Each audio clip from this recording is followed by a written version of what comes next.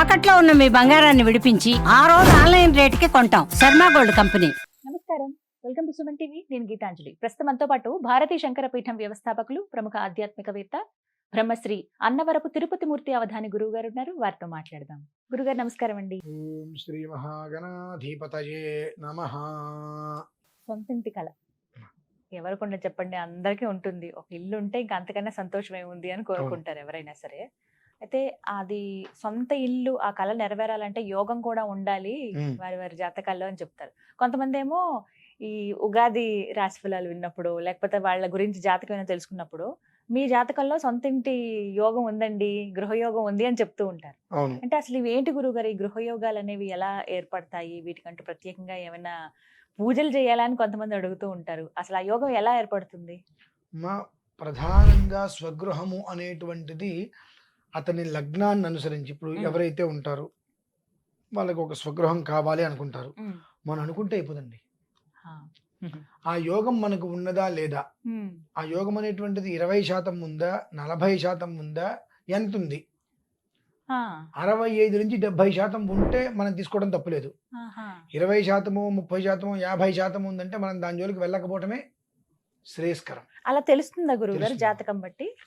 అందరికీ ఉంటుందా? ప్రతి ఒక్క మనిషి జీవితంలోనూ కూడా గృహయోగం ఉన్నదా లేదా, ఉంటే ఏ స్థాయి వరకు ఉన్నది అనేటువంటిది ఉంటుంది.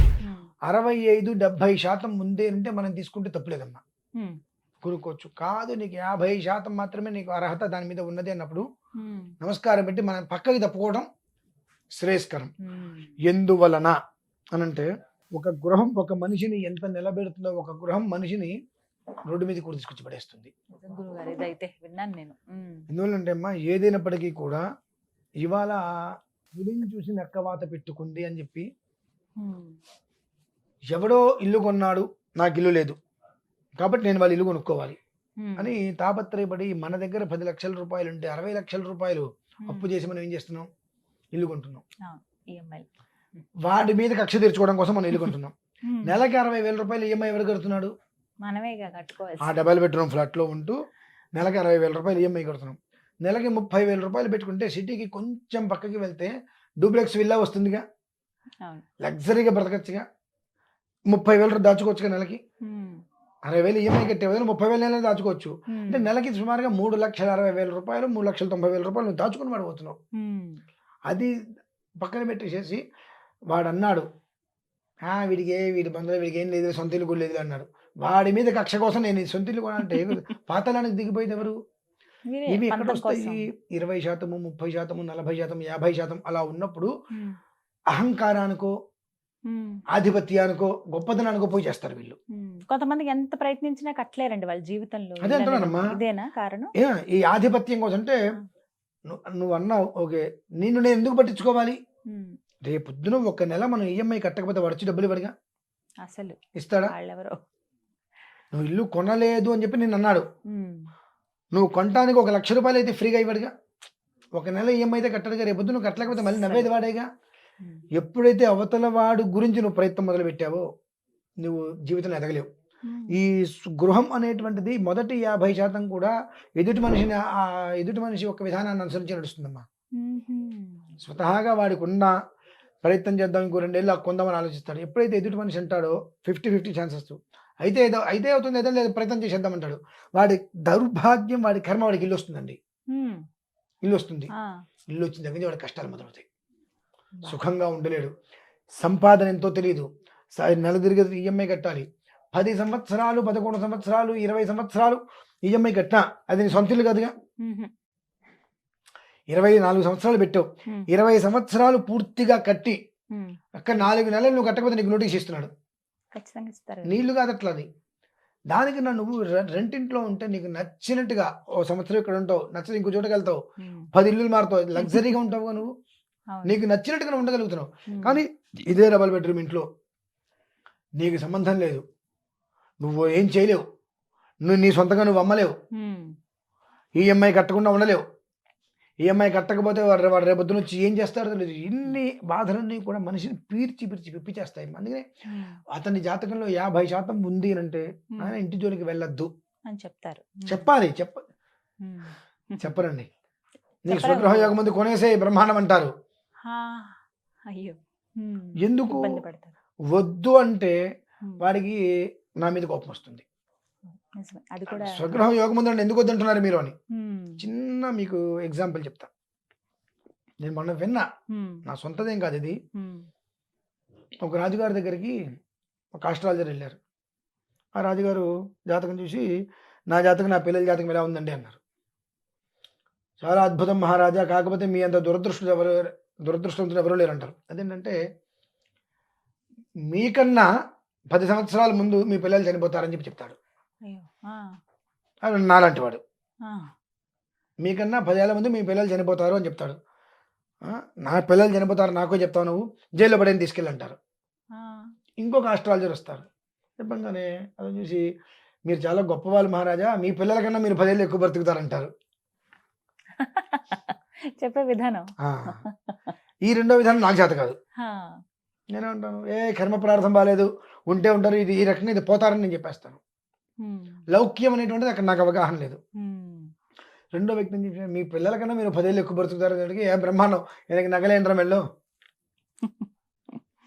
ఉమ్, అలా ఉందండి వాతావరణం. ఉమ్, అంటే కాస్త వాళ్ళు ధనంలోనో పేరు ప్రతిష్టలోనో పెద్దవాళ్ళు అన్నప్పుడు వాళ్ళు ఇగ్గు హట్ అయ్యేదాకా మాట్లాడితే మాకు ప్రమాదాలు వస్తాయి. కాబట్టి బ్రహ్మాండంగా ఉందండి, ఇల్లు కొనేసుకోండి. అంతే. పోతే నువ్వేకపోయేది ఈ నేను ఇల్లు కొనొద్దు అంటే నన్ను 100 ప్రశ్నలు వేస్తావు.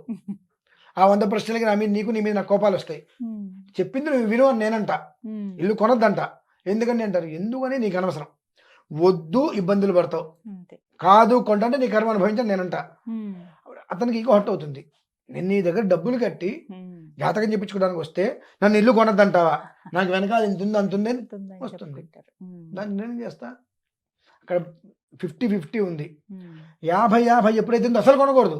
40% ఉంది అని అంటే అప్పుడు. భగవంతుడు అనుగ్రహించవచ్చేమో అని మీరు ముందుకే ఇచ్చు.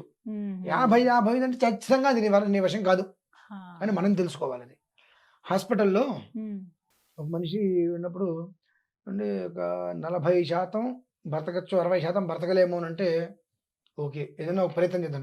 50-50 ఛాన్సెస్ అంటే వీళ్ళు కూడా ఉంటారు, ఎందుకు వచ్చింది ఏం జరుగుతుందో తెలియదు, ఏదైతే అది అవుతుందో అని అంటారు. ఉమ్, 50-50 ఛాన్సెస్ ఎప్పుడైతే అంటామో అవతల ఎప్పుడు రాదండి, గుర్తుపెట్టుకోవాలి. ఉమ్, రెండో 10 కలవడం ఎప్పటికీ జరగదు. జరగదు. అది మనం గమనించుకోవాలి. నీ జీవితానికి తొలిమెట్టు నువ్వు ఎక్కుతున్నావా దిగుతున్నావా పాతానికి, అదే నీకు ప్రారంభం. తెలుసుకోవాలి. ఉమ్, కాబట్టి జాతకంలోనే చెప్పిస్తుందండి. ఉమ్, అది నీకు ఉన్నదా లేదా, నువ్వు పొందగలవా పొందలేవా, సాధించుకోగలవా సాధించుకోలేవా అని ఉమ్, అది తెలుసుకోవాలి ముందు. ఉమ్, 2, నా దగ్గర డబ్బు ఉంది కాబట్టి నేను కొనేస్తాను, అప్పులు పెట్టేస్తాను, అప్పు చేయి. ఉమ్, 50 లక్షలు నీ దగ్గర ఉంటే 15 లక్షలు అప్పు చేసి ఇల్లు కొను. ఆడుతూ పడుతూ నెలకి ఇంటి రెంట్ కట్టినట్టుగా నువ్వు కట్టుకుంటావు, హాయిగా ఉమ్, పెద్ద సమస్యగా అది కట్టేసుకుంటావు. కానీ ఎప్పుడైతే వాళ్ళ గురించినో వీళ్ళ గురించినో వాళ్ళ ముందు నీ ఇల్లు గొప్పలు తీసుకోవడం. చూపించుకోవాలనో వాళ్ళు ఏదో అనుకుంటారు, నువ్వు ఎప్పుడైతే కనుక తాపత్రయపడి ముందుకు అడుగు వేసావో జీవిత కాలము నువ్వు ట్రెడ్మిల్ మీద పరిగెత్తిన అడిగవుతావు. ఆ, ఉమ్, అక్కడక్కడే ఉంటారు. నీ అక్కడే ఉంటాడు, పరిగెడుతూనే ఉంటావు, ఆయాసం వస్తుంటుంది, చెమటలు కారుతుంటే ఎల్లంతా నీళ్ళు వస్తాయి, ఆయాసం వచ్చేస్తుంది, అంటావు, తీరా చూస్తే అక్కడే ఉంటావు. అటువంటి జీవితమే వస్తుందమ్మా. కాబట్టి ప్రతి మనిషి జీవితంలోనూ కూడా 32 చక్రాలు వేయాలి జాతకం చూడాలంటే. 2-3 చక్రాలు వేసేస్తాంటే అవదమ్మా. 32 చక్రాలు చూసినప్పుడు అతని యోగం ఏమిటి, అతని భోగం ఏమిటి, అతని రోగం ఏమిటి, 3 బయటపడతాయి. ఆ బయటపడే విధానాన్ని అనుసరించి కొంచెం నాలాంటి వాడు అనుకోండి, కర్మ ప్రారంభాన్ని అనుభవిస్తావా తప్పించుకుంటావా నీ ఇష్టం అనుభవం ఇది చెప్తాం. కాస్త లౌక్యంతో ఉన్నటువంటి వ్యక్తి అనుకోండి, ఎంత అద్భుతంగా ఉంది కానీ ఈ ఒక్కటే నీకు అడ్డు ఉంది, ఈ ఒక్కటే నువ్వు క్లియర్ చేసుకో, బ్రహ్మాండంగా వెళ్ళిపోతావు. ఇది నేను విన్నాను గురువు గారు, ఈ ఒక్క పరిహారం చేసుకోండి మీకు గృహయోగం వస్తుంది, ఇవి చేస్తే ఖచ్చితంగా మీరు ఈ సంవత్సరం లేకపోతే ఒక రానున్న 2 ఏళ్లలోనూ ఇల్లు కట్టేస్తారని చెప్తారు. అలాంటి పరిహారాలు ఏమి ఉంటాయండి? ఉంటాయమ్మా. అయితే 32 చక్రాలు వేసినప్పుడు కానీ ఆ పరిహారం ఏంటి బయటపడదు. అలా ఉట్టిగా చెప్పడానికి లేదు. చెప్పడానికి ఏముంది, 100 చెప్తాం, అవి 5 కూడా అవ్వండి. 32 చక్రాలు వేసినప్పుడు ఆ 32 చక్రాలు బలం ఎంత ఉంది, అతనికి స్వగృహం ఇచ్చేటువంటి గ్రహం ఏంటి అనేటువంటి ఆ గ్రహం ఏ ఏ చక్రంలో ఏ స్థానంలో ఉంది, ఎంత అంటే అతనికి బలం ఎంత ఉంది, ఆ బలం ఇలానే తెలుసుకోవాలి మనం. ఎంత బలం ఉంది, 50% 60% అనేటువంటి విషయం 32 చక్రాల్లో ఈ గ్రహం ఏ ఏ స్థానంలో ఎక్కడుంది, అది తనకి మంచి అయిందా, చెడు అయిందా, ఉచ్చంలో ఉందా, నీచంలో ఉందా, బలంలో ఉందా, బలహీనంలో ఉందా, పాపగ్రహంగా ఉన్నాడా, శుభగ్రహంగా ఉన్నాడా, ఇవన్నీ తెలుసుకోవాలి. వీటిలన్నిటిని తీసుకొని లగ్నానికి, అతని నక్షత్రానికి, అతని రాశికి, అతని నక్షత్రానికి మిత్రుత్వమా శత్రుత్వమా, దీని ప్రభావం ఎంత ఉంది అంత వస్తే తప్పితే అతను ఇల్లు కొంటాడా, కొన్న ఇంట్లో ఉంటాడా అనేటువంటి విషయాన్ని మనం చెప్పకూడదమ్మా. ఎందువల్లంటే ఏం పర్లా ఈ చిన్న పరిహారం చేసుకోకునే అంటే పరిహారం చేసుకుంటాడు, కొంటాడు, తర్వాత నష్టపోయేది ఎవరమ్మా? ఆ వ్యక్తి. నేనైతే చాలా మందికి ఇచ్చిన సజెషన్ ఏంటంటే, అప్పు చేసి ఇల్లు కొంటే నువ్వు, నీ భార్య, మీ అమ్మగారు, నాన్నగారు, మీ అత్తగారు, మామగారు, ఇంకో 7వ మనిషిని పిలవద్దని చెప్తా. 7వ మనిషిని పిలవద్దని చెప్తా. ఎందువలన ఖచ్చితంగా 7వాడు ఏడ్చేవాడే అవుతాడు. అంటే నీ కుటుంబ సభ్యుల్లో నీ అత్తగారింటి వైపు, నీ పుట్టింటి వైపు హాయి ఇచ్చి ఇంకా ఇంకొక మనిషిని ఇస్తే వాడు ఏడ్చేవాడే అవుతాడు. నిన్నటి వరకు ఒకలా ఉండి వాడు వీడు ఇల్లు కొనేసాడే, ఆ ఇంటికి వచ్చిన నుంచి ఏదో కష్టపడి ఇల్లు కొన్నాడు పాపం అని చెప్పి 4 మెతుకులు తిని చేయగలుగుతాను నేను. అది ఎట్లా ఉంది, ఓ బ్రహ్మాండంగా కట్టాడే, నిన్న మొన్నటి వరకు ఏదో సాదా సిదాగా ఉన్నాడు, వాళ్ళ ఇంటి ఇల్లు కట్టాడు, ఎంతమందిని ముంచాడో, ఇక మొదలు ఏడుపు. వాడు ఆ ఇంట్లో కడుపుని దాన్ని తినడమ్మా. ఎవరిని తర్వాత చెప్తా, నీకు సొంత ఇల్లు లేదు, 100 మంది ఉంది అనుకుంటారు, నీకు నష్టం నీకు తెలుసుగా నీకు సొంత ఇల్లు ఉందని. ఎవడో మెప్పు నువ్వు ఎందుకు పొందాలి? ఎప్పుడైతే పక్కవాడ మెప్పు పొందాలని నువ్వు అనుకుంటున్నావో అన్నిట్లో నువ్వు కూడా పాతాలని వెళ్ళిపోతున్నావు. కాబట్టి ప్రతిదీ కూడా ఇలానే ఉంటుంది. సొంత ఇల్లు కావాలి అనుకోవడమే ముందు తప్పు. సొంత ఇల్లు నాకు కావాలి అనుకోవడం శుద్ధ తప్పు. ఎందువలన మన సంపాదన ఎంత, మనకు వచ్చే ఆదాయం ఎంత, మన ఖర్చులు ఎంత, మనం ఎంత మిగులుస్తున్నాం, ఇవన్నీ చూసుకోకుండా సొంత ఇల్లు కావాలి కావాలి కావాలి కావాలి అనేసి 100 రకాల ఆశలు పెట్టుకుని దానికోసం 10 రకాల అప్పులు చేసి 11 రోజులు లోన్ తీసుకొని 10 రకాల అప్పులు తీర్చలేకుండా, లోన్ తీర్చలేకుండా, ఇవాళ ఇల్లు కొంటే నాకు 50 లక్షలు, ఒక సంవత్సరం అయితే 1 కోటి రూపాయలు వస్తుంది కాబట్టి అప్పుడు ఇల్లు నేను నమ్ముకొని అప్పులు తీరుస్తాను. ఈ సంవత్సరాల్లో నీకు ఆ మిగిలిన 50 లక్షలు వడ్డీలు అయిపోయినాయిగా. 2 రూపాయలు వడ్డీకి అయితే మనం డబ్బు తెస్తాం, వడ్డీ అయిపోయింది. ఆ సంవత్సరంలో ఇల్లు ఎప్పుడు కొనకపోతే మనం అనుకున్నంత తొందరగా ఇప్పుడు పరిస్థితి ఏంటి? ఇన్ని విషయాలు నీకు ఇల్లు నిలబెడుతుందా నిలబెట్టదా ప్రతి ఒక్కటి ఉంటుందమ్మా. అన్ని పెట్టుకుంటే ఒక్క ఇల్లు, అందుకే ఇల్లు కట్టి చూడు, పెళ్లి చేసి చూడు అంటారు, ఇక దేనికి లేదు, ఇది ఒక్కటేనమ్మా కారణం. కాబట్టి ఎవడు మెప్పు కోసమో నువ్వు ఇల్లు కట్టాలని అనుకోవద్దు. నువ్వు ఇల్లు కొనుక్కున్నావు, ఎవడో మెప్పు కోసం ఎవరికి చెప్పద్దు. నెలకి ₹1,00,000 ఈఎంఐ కడుతున్నావు, ఇందులోకి వచ్చాను ఏదో తెలిసిన వాళ్ళు అమెరికా, ఆస్ట్రేలియా వెళ్ళిపోతున్నారు, ఇచ్చారు 30,000 40,000 ఇంటి జాగ్రత్తగా మెయింటైన్ చేసుకోండి అన్నారు, ఏదో ఇస్తున్నాను కానీ ఇలా నేను ఇలా ఉంటున్నాను అని చెప్పుకో, నష్టమేం లేదుగా నీకు. నిన్ను రకరకాలుగా అనుకుంటారు, నష్టమేం లేదు. రేపొద్దు నీకు కష్టం వస్తే వీళ్ళు ఒక్కరు కూడా మంచిని ఇచ్చేవాళ్ళు లేరు. కాబట్టి ఎవ్వరికి కూడా నీ గొప్పదనాన్ని చెప్పుకోవద్దు. ఎప్పుడు చెప్పుకుంటావు, నీకు లోన్ క్లియర్ అయిపోయింది, ఏమీ లేదు.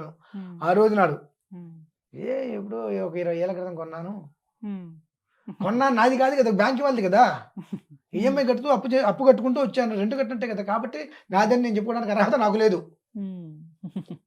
అక్కడ కూడా నిన్ను నువ్వు కాపాడుకున్నాడు అవుతావు. ఎదుటివాడు ఏడవకుండా ఉంటాడు, 20 ఏళ్ళ క్రితం ఇల్లు కొన్నా ఇప్పటివరకు చెప్పుకోలేకపోయాడు అని అంటారు. అది మనకు ప్లస్. ఆ ఇల్లు కట్టుకోవటం అంటే అంత అద్భుతం ఉండాలండి. 2, ఇల్లు చాలా మందికి అవకాశం ఉండి కూడా తీసుకోలేకపోవడానికి కారణాలు అనేకం. ఇంకా అద్దింట్లో ఉంటారు, అద్దింట్లోకి వెళ్ళినప్పుడు పాలు పొంగించకూడదండి. అద్దింట్లోకి వెళ్తే పాలు పొంగిస్తే మనకి స్వగృహ యోగం తగ్గిపోతుంది, మనకు ఆ యోగ బలం తగ్గిపోతుంది కొంచెం కొంచెం. మీరు కామాక్షి అమ్మ దగ్గరికి వెళ్ళారు, హోటల్లో రూమ్ తీసుకుంటారుగా, అంటే మీకోసమే కట్టారు, అది మామూలు అనుకుందాం. మీకు ముందు 10 మంది ఉన్నారు, మీ తర్వాత 10 మంది వస్తారు.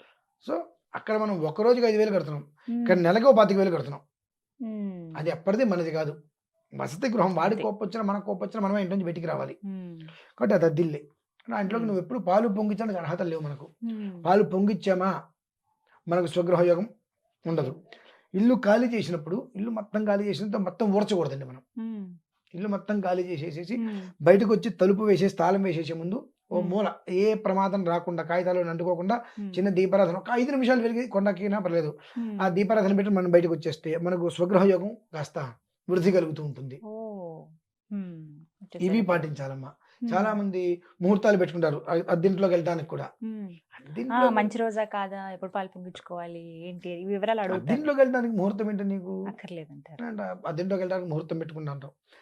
ఏదో ఒక అప్లికేషన్ మీ సొంతంగా పెడితే ₹1,00,00,000 ₹2,00,00,000 10,00,00,000 100,00,00,000 ప్రాజెక్ట్ వరకు నువ్వు ఏదే ఊరు వెళ్తున్నావు, ఆ వేరే ఊరు హోటల్ రూమ్ లో నువ్వు ఉండాలి. నేను సొంతంగా పెట్టడానికి వెళ్తున్నాను కాబట్టి ఆ హోటల్ రూముకి నా నక్షత్రానికి తిథివార నక్షత్రాలు బాగున్నాయి ముహూర్తం పెట్టుకుని వెళ్తున్నావా క్యాస్టీస్ అంతే. అంతే. అది కొంతమంది రోజు కడుతున్నావు, ఇది నెలకు ఒకసారి కడుతున్నావు. కొంతమంది గురువు గారు 1, 2, 3, 4 ఇల్లులు ఉంటాయి.